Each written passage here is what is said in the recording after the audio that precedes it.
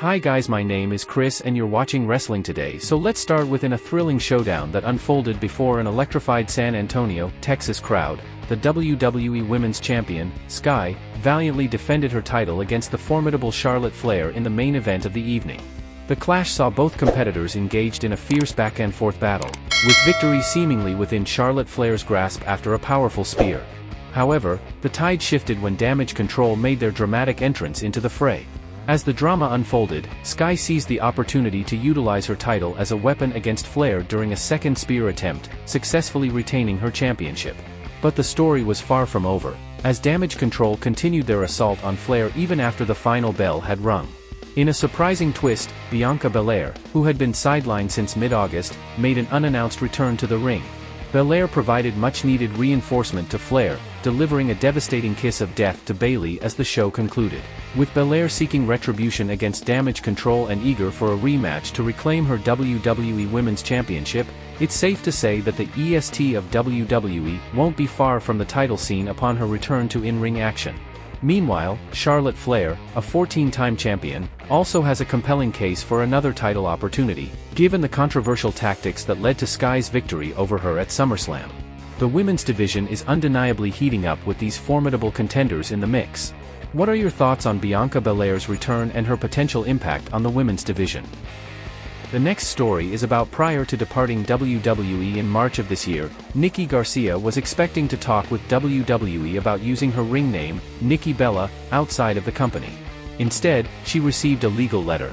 Speaking on the latest edition of her Not Skinny But Not Fat podcast, the former WWE diva said WWE refused to talk to her about any potential arrangement for her and Brie to continue to use the Bella name. She said, "There was never even a conversation. I think a lot of us, we thought, oh, maybe there will be a conversation because we have such a huge brand, and we were actually making WWE a lot of money. So we actually thought there was going to be a conversation of, okay, you guys aren't re-signing. Let's talk about the name.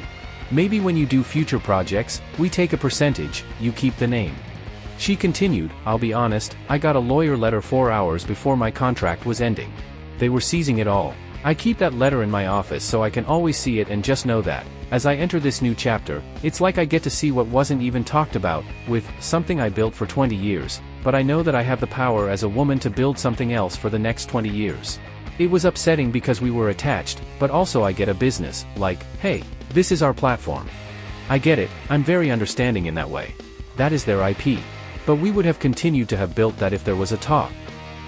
The final story is about former WWE head writer Vince Russo alleged that his return to the company in 2002 could not take place due to Triple H and Stephanie McMahon. Russo was a part of the Stamford-based promotion from 1992 to 1999. While he was initially hired as a freelance writer for WWF magazine, he later went on to become a member of the creative team and eventually the head writer in 1997. However, Russo departed from the company a couple of years later. He then returned to WWE in June 2002 as a consultant to oversee the creative direction of both Raw and SmackDown but left after only 2 weeks. In a recent video posted on Twitter, Vince Russo stated that he believes his return in 2002 could not take place due to Triple H and Stephanie McMahon. "Now I'm gonna fast forward, bro, to 2002 when I almost went back to the WWE. It was clear to me at that point when Stephanie was the head of creative, it was clear to me that neither Stephanie or Triple H really wanted me back, and to me, the reason was obvious, man. They just wanted the power. Stephanie was in charge of creative, she was married to Hunter. Now Vince McMahon, made a deal with me and wanted to bring me in, and I think they kinda saw that as a threat to their creative power," Russo said.